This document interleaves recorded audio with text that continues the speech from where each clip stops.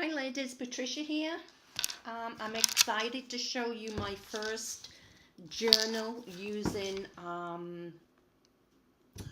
Ephemeras Vintage Garden Scholar and Gentleman and Scholar. I'm sorry, that's probably going to film in reverse round, meaning it's going to be backwards. It's from Ephemeras Vintage Garden and it's Gentleman and Scholar's Journal Kit. I've never actually worked with one that's more on the male side, so I found it difficult not to add lace and flowers and all the pretty things we like to add on to our usual rosy coloured ones. But I think it turned out pretty well. My main aim was not to buy anything. Everything had to be either donated that was given to me by people, or I already had it, or it was something I could use. The front and back of, I'm going to put this down so you can see the album more than me. The front and back and the spine of the book was a piece of white card that my friend Gayla had enclosed in a box. She saves me all her bits and pieces so I can use them in journals, and she always makes like multiples of everything, so a couple of things are no good to her and she saves them for me. She calls it Pat's Box, and she mailed one to me which included this and some other enclosures. As you can see, it's very kind of manly. No lace. And it killed me not to use lace, but I was determined not to do it. This is a little tuck spot that you can use at the front. Whoopsie. And I did kind of cut out the top hat here. And I don't know if you can see it, I used the glaze stuff, glossy accent stuff on it to make it a little shiny. I did the easy twine method, and I didn't want the twine to show down the spine, so I cut another piece of card and covered it with a piece of the paper. The charms are just 3 charms I happen to have, so I did put those on. The fastener is the Tim Holtz, where it just like locks over and fastens, and it's a metal looking, it's a metal fastener, so it looks more male than feminine. This set is absolutely gorgeous to use. I really found it hard to actually cover anything up, and I tried not to do so because it is so pretty. We have tickets there, we have tags down there. This is one of the pages that I cut in half to use as an insert for tags and whatever. That's one of the pages. I just used simple print paper, and I did cut the prints and cover the paper, and I didn't tea dye that white paper. You can see the paper it's adhered to is white, just for a change. And that's a simple band with a couple of tags. I did a lot of ink edging on this, so it does look, you know, kind of old looking. A lot of the pages where I didn't put anything, I did do a little stamp. Again, that's one of the cute pages there. Okay. Debbie's digital printouts, very easy to use. This is a part of a paper bag that I cut up and used as a container for whatever. I have put a couple of tags in there. Just brown paper.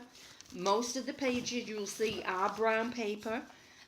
We moved in June and my husband found a huge roll of brown paper in the garage. So why not? And I love the look of brown paper. This is an envelope, and I just adhered a couple of buttons on there, and there are tags inside it. This envelope is part of the digi set. As you can see, the pages are just so beautiful, so ornate. Very Victorian English, Deb. That's just a stamp I had. It's very hard to decide what to put in your album. No, it's not hard. It's a nice decision, but you get to the point where you haven't used everything, and it's like, well, what should I use? What should I put in next? Now, this idea, this is part of the page, and it's just cut round. I did strengthen it with cardstock at the back. I got from Wench in Norway. I believe she did this in her album. And it makes like a little tuck place, which is awesome. Again, this is one of the pages. Whoops, I lost my tags there. Okay. We have tags galore in this set, guys. It's a gorgeous, gorgeous set. And I had a little bicycle paperclip there, and as that has a bicycle, I used it on that page. Again, that's the back of the bicycle, and that's another full page. I just love this. This is kind of like a flip down, so you can like write underneath it, or write at the back of these pages if you wish. Lots of pages to journal, guys. This is just a page out of an old dictionary I inked around and popped in. As I said, I didn't buy anything for this journal. It's either given to me or I had. This is my only concession to girly. One little doily, all by itself, one little solitary doily. This set is amazing, absolutely amazing. This is, you know, the old envelopes. You get the return envelopes. I kind of cut that up to make it a pocket to put all the lovely, lovely tags in. I did tea dye that one, or coffee dye it, I believe. The envelope is coffee dyed. Okay. There are tons of journaling spots in this, guys. There really are. And this is just the page as it comes with the journaling spots in. I know this looks like I tea dyed it, but I didn't. This is how it prints. It's all ready for you to go. And more tags here. Love this. And this pops up. You can use that as a tag spot if you wish. Most of the stamps I used on this were Tim Holtz, so his kind of coincide with these. This is just a stout which was in the box that I told you my friend Gayla sent me. So I kind of used that. I kind of half stuck that down so I could use it as a tag spot. Okay, and this again is the idea from Wench from Norway. Wench, I'm sure I'm not pronouncing your name correctly. Please forgive me. And if you haven't seen her work, you should go over onto YouTube and look. She's amazing.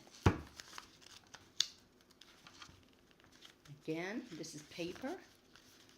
And that's how it prints. And that could be a little ink. I kind of don't remember if I did that or not. This is a coffee filter, which is kind of that brown.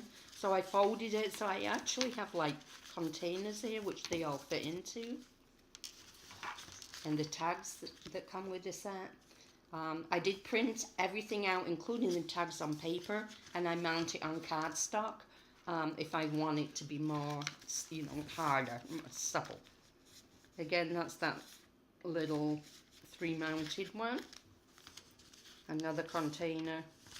This is, again, a bag. Probably the other side of the bag that you saw. This, I don't know what I got on this. I think I got some brads or something on it, but I kind of like how it looked. I just inked it up a bit. Okay, that's an envelope. The return envelopes, which was coffee dyed in the mail.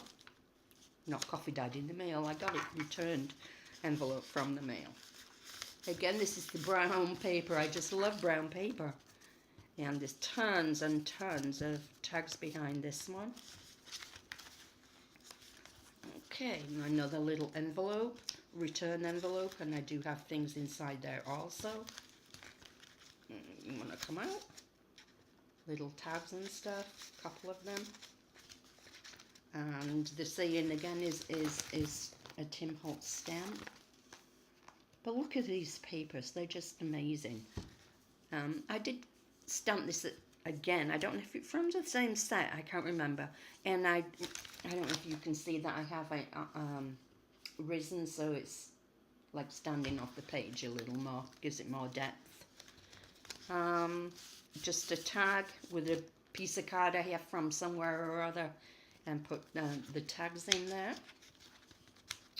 Dictionary again. La Petite Journal. Of course, we all know Miss Debbie is from Canada, so I bet she speaks fluent French. So that's about it, and that's the end, the back of the page. So I'm going to say this is at least 5 by 7, and it's quite chunky, as you can see. I had so much fun with my first journal for Debbie as a designer, and hope to continue to show you them in the future. Please check out Debbie's digital, which is Ephemeras Vintage Gardens. She does beautiful work. Thank you all for watching. I hope you like it. Bye-bye.